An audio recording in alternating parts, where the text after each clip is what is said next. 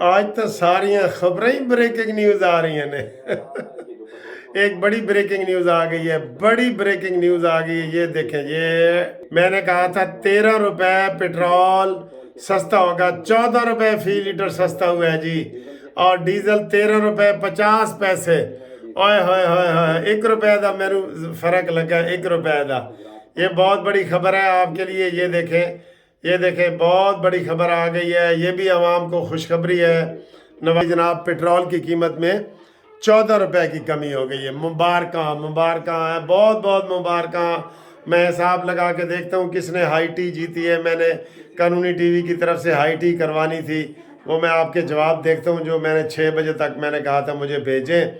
تو یہ مبارک ہو، 14 روپے پٹرول اور 13 روپے 50 پیسے ڈیزل، ٹھیک ہے جی، بہت مبارک، بہت مبارک۔